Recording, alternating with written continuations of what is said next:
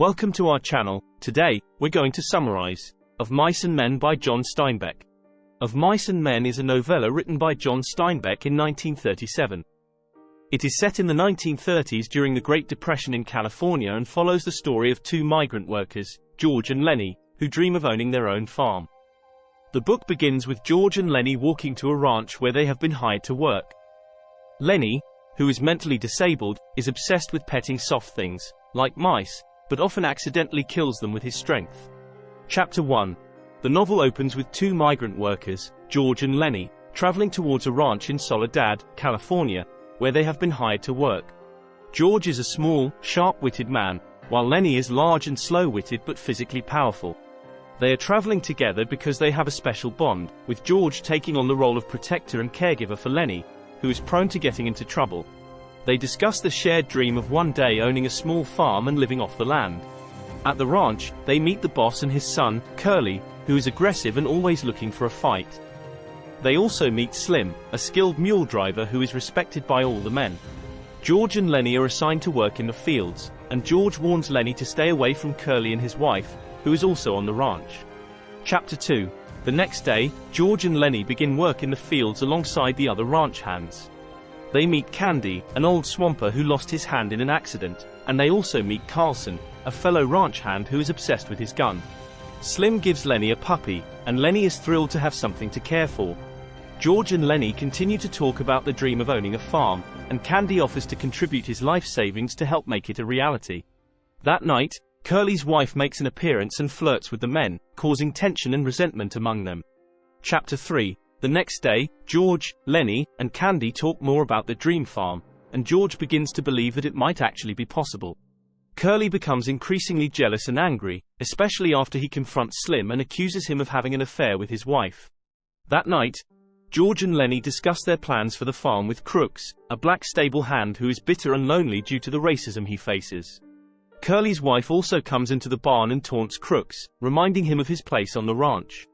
As the night goes on, Lennie becomes increasingly agitated and violent, causing George to fear that the dream is slipping away.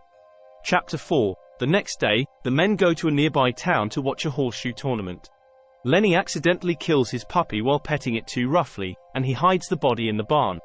Curly's wife comes into the barn and tries to talk to Lennie, but he becomes frightened and accidentally breaks her neck while trying to silence her.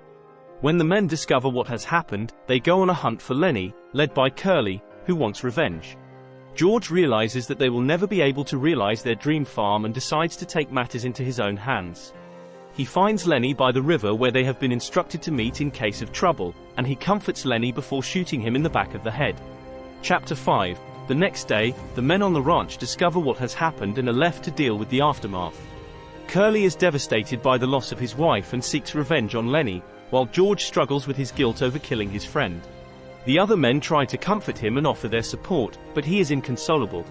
Slim tells George that he did the right thing by ending Lennie's suffering, and George is left alone to contemplate the loss of his dream. Chapter 6. Chapter 6. The novel ends with George and Candy talking about their lost dream of owning a farm. Candy regrets not having done more to help George and Lennie achieve the goal, while George is left with nothing but the memory of the dream they shared.